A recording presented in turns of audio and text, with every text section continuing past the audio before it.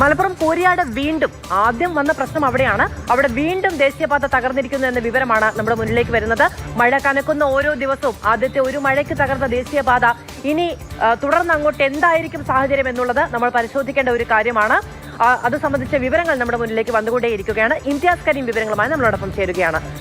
ഇംതിയാസ്, ഏറ്റവും പ്രധാനപ്പെട്ട നിമിഷങ്ങളിലൂടെയാണ്. കാരണം കഴിഞ്ഞ ദിവസം ഇത്രയും വലിയ അപകടമുണ്ടായിട്ട് അവിടെ എന്തൊക്കെ രീതിയിലുള്ള പരിഹാര മാർഗ്ഗങ്ങൾ നടക്കുമെന്ന് ആലോചിക്കുന്നതിനിടെ ഇതാ വീണ്ടും ഇടിഞ്ഞു പൊളിഞ്ഞ് താഴേക്ക് വീഴുകയാണ്. ഇത് തൊട്ടടുത്ത് നേരത്തെ അപകടം നടന്നതിന് തൊട്ട് ചേർന്ന് തന്നെയാണോ? വാഹന ഗതാഗതം പൂർണ്ണമായും വഴിതിരിച്ചുവിടേണ്ട സ്ഥിതിയാണോ? എന്താണ് അവസ്ഥ അവിടെ? മാധു, സജി, ദിവിഷ് മണി സൂചിപ്പിച്ചതുപോലെ തന്നെ നേരത്തെ അപകടം നടന്ന കൂരിയാട് ദേശീയപാതയുടെ സമീപത്ത് തന്നെയാണ് വീണ്ടും ഭിത്തികൾ ഇടിഞ്ഞ് വലിയ അപകടത്തിലേക്ക് കാര്യങ്ങൾ പോകുന്നത്. കനത്ത മഴയാണ്, വയലിൽ വെള്ളം നിറയുന്നുണ്ട്. ആ സാഹചര്യത്തിൽ വീണ്ടും ഇവിടെ വലിയ രീതിയിലുള്ള അപകടത്തിലേക്ക് കാര്യങ്ങൾ പോകുമോ എന്ന ആശങ്കയാണ് ഇപ്പോൾ നിൽക്കുന്നത്. നമുക്ക് ഈ ദൃശ്യങ്ങൾ കാണാൻ കഴിയുമെന്ന് ഞാൻ കരുതുന്നു. അതായത് ഈ ഭാഗമാണ് ഇന്നലെ രാത്രിയിൽ ഈ കട്ടകളൊന്നാകെ, ദേശീയപാതയുടെ ഈ ടെക്നോളജി നമുക്കറിയാം, ഈ കട്ടകളൊന്നാകെ താഴേക്ക് പതിച്ചത്. ഈ ദൃശ്യം നോക്കുമ്പോൾ തന്നെ നമുക്ക് കാണാൻ കഴിയുന്നത് ടാർ ഇട്ട റോഡിന്റെ താഴെ ഭാഗത്തെ കോൺക്രീറ്റ് കട്ടകൾ വരെ ഈ സർവീസ് റോഡിൽ നിന്ന് നോക്കുമ്പോൾ നമുക്ക് കണ്ണുകൊണ്ട് കാണാനാകുമെന്നതാണ് കാര്യം. ഒരു പക്ഷേ ഇനി ഒരു തരത്തിലും അതിലൂടെ വാഹനങ്ങളോ മറ്റോ പോകാൻ കഴിയില്ല. പോയി കഴിഞ്ഞാൽ തന്നെ, അതായത് ചെറിയ ഭാരമുള്ള വാഹനങ്ങൾ പോയാൽ പോലും ഒരു പക്ഷേ ഭീതി ഉണ്ടാക്കുന്ന തരത്തിലാണ് ആ കാഴ്ച എന്ന് പറയുന്നത്. കട്ടകളും മണ്ണും അതിനുപയോഗിച്ച എല്ലാ മെറ്റീരിയൽസും അതെല്ലാം ഒന്നാകെ സർവീസ് റോഡിലേക്ക് പതിച്ചിരിക്കുന്ന കാഴ്ചയാണിത്. നേരത്തെ അപകടമുണ്ടായത് മീറ്ററുകൾ വ്യത്യാസത്തിലാണ്. തൊട്ടപ്പുറത്ത് നേരത്തെ ഇതുപോലെ സാഹചര്യമുണ്ട്. ഇതൊന്ന് പുറമെ എന്തെങ്കിലും തേച്ചു വെച്ചോ അല്ലെങ്കിൽ പുറമെ ഒന്ന് പരിഷ്കരിച്ചോ തീർക്കാൻ കഴിയുന്ന പ്രശ്നമല്ല. കിലോമീറ്ററുകളോളം തന്നെ ഈ ബലഹീനതയുണ്ടോ എന്ന് പരിശോധിക്കേണ്ടതിന്റെ സാഹചര്യം കൂടിയുണ്ട്.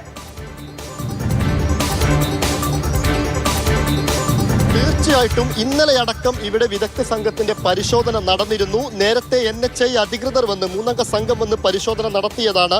അവർ റിപ്പോർട്ട് സമർപ്പിക്കുമെന്ന് പറഞ്ഞതല്ലാതെ ഇനി എന്ത് പരിഹാരം എന്ന കാര്യത്തിൽ ഒരു ഉറപ്പും ഇതുവരെ പറഞ്ഞിട്ടില്ല. നേരത്തെ KNR കമ്പനി, കൺസ്ട്രക്ഷൻ കമ്പനി മാധ്യമങ്ങളെ കണ്ട സമയത്ത് ഇനി എന്ത് പരിഹാരമാണ് ചെയ്യേണ്ടത്, ഇനി പാലമാണെങ്കിൽ പാലം കെട്ടാം എന്നൊക്കെ പറഞ്ഞു എന്നല്ലാതെ എന്ത് നടപടികളാണ് എന്ന കാര്യത്തിൽ ഒരു വ്യക്തതയുമില്ല. ഇത് വളരെ ഭീതിപ്പെടുത്തുന്ന ഒരു വിഷ്വൽ തന്നെയാണ്. കാരണം ആകെ ആശ്വാസം എന്ന് പറയുന്നത് നേരത്തെ തന്നെ അപകടമുണ്ടായ സമയത്ത് ഇതുവഴിയുള്ള ഗതാഗതം നിരോധിച്ചു എന്ന് നമുക്ക് പറയാൻ കഴിയും.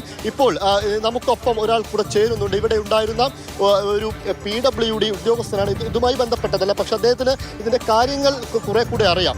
ശരിക്കും എന്താണ് ഇപ്പോൾ ഇവിടെ സംഭവിച്ചുകൊണ്ടിരിക്കുന്നത്? വീണ്ടും ഇടിയുകയാണല്ലോ, ആശങ്ക തന്നെയാണോ കാര്യങ്ങൾ? തീർച്ചയായിട്ടും ആശങ്കയാണ്. ഇത് ഈ കംപ്ലീറ്റ് സ്ട്രക്ചർ ഇനി ഇവിടെ ഡിമോളിഷ് ചെയ്തിട്ട് വയഡക്ട്, അതായത് പാലം പോലുള്ള സ്ട്രക്ചർ ഉണ്ടാക്കിയാൽ തന്നെ ഇവിടെ സേഫ് ആവുള്ളൂ. അതവർ പറഞ്ഞു കഴിഞ്ഞല്ലോ. കാരണം ഇവിടെ ഇൻവെസ്റ്റിഗേഷനിൽ പറ്റിയ എററാണ്.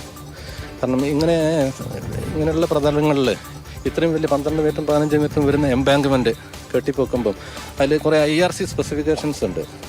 ആ മണ്ണ് എങ്ങനെ ട്രീറ്റ് ചെയ്യണം, എങ്ങനെയാണ് സ്ട്രക്ചർ ഉണ്ടാകുക, അതൊന്നും ഫോളോ ചെയ്തതായിട്ട് അറിയുന്നില്ല, ഫോളോ ചെയ്തിട്ടുണ്ടാവില്ല. അല്ലാതെ അങ്ങനെ ഒരു സെറ്റിൽമെൻറ്റ് വരില്ല. അതായത് മണ്ണ്, നിങ്ങൾക്കറിയാലോ, നമ്മുടെ മണ്ണ്, സാധാരണ മണ്ണ് വെള്ളം കൂടി ചേർന്ന് കഴിഞ്ഞാൽ എൻ്റെ പ്രോപ്പർട്ടീസ് വളരെ ലോസാവും. എഞ്ചിനീയറിംഗ് പ്രോപ്പർട്ടീസ് ലോഡ് വേറെ ചെയ്യാനുള്ള കപ്പാസിറ്റിക്ക് നഷ്ടപ്പെടും. അതാണ് ഇവിടെ ആക്ച്വലി സംഭവിച്ചിരിക്കുന്നത്. ഈ സ്ട്രക്ചർ ഉണ്ടാക്കി കഴിഞ്ഞതിന് ശേഷമാണ് ഈ വെള്ളം വന്നത്, മഴ വന്നത്.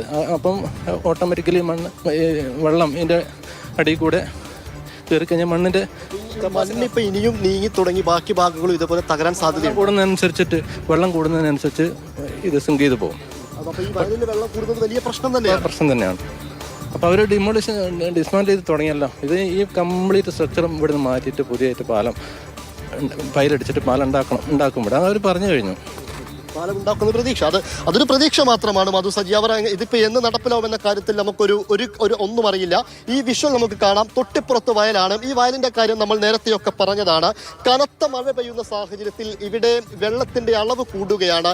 ഈ വെള്ളത്തിന്റെ അളവ് കൂടുമ്പോൾ തന്നെ ഇതിൽ ഉപയോഗിച്ചിരിക്കുന്ന മണ്ണ്, ഇതിലൂടെ ഒലിച്ചിറങ്ങി ഇങ്ങോട്ടേക്ക് എത്തുന്ന മണ്ണ്, ഈ മണ്ണിൽ കൂടുതൽ നനവ് വരുന്നതോടുകൂടി ഈ മണ്ണ് നീങ്ങി മാറി വീണ്ടും ഇതിന്റെ പല ഭാഗങ്ങളും ഈ രീതിയിൽ അടർന്നു വീഴാൻ ഇനിയും സാധ്യതയുണ്ട് എന്നാണ് അദ്ദേഹം പറയുന്നത്. നമുക്കറിയാം ഈ ഭാഗം എന്ന് പറയുന്നത് നേരത്തെ തന്നെ അവിടെ നിൽക്കുന്നത് കാണുമ്പോൾ തന്നെ ഞങ്ങൾക്ക് പേടിയുണ്ടാകുന്നു. അവിടെ ആളുകളും കൂടി ഉണ്ടാകുമല്ലോ എന്ന് വിചാരിക്കുമ്പോൾ അത്രയും ഒരു ഭീമാകാരമായ സ്ട്രക്ചറാണ് തൊട്ടടുത്ത് നിൽക്കുന്നത്. പിന്നെ തൊട്ടടുത്ത് വെള്ളം കെട്ടി നിൽക്കുകയാണ്. വെള്ളം കെട്ടി നിൽക്കുന്ന ഇടങ്ങളിൽ എങ്ങനെ വേണം നിർമ്മിതി എന്നത് സംബന്ധിച്ചൊക്കെ മാനദണ്ഡങ്ങളുണ്ട്. പക്ഷെ അതൊന്നും പരിഗണിക്കാതെയാണോ ഇത്തരത്തിൽ നിർമ്മാണം ഉണ്ടാക്കിയിരിക്കുന്നത്? അതിന്റെ ഫലമാണോ നമ്മൾ അനുഭവിക്കുന്നത് എന്നുള്ളതൊക്കെ പരിശോധിക്കണം.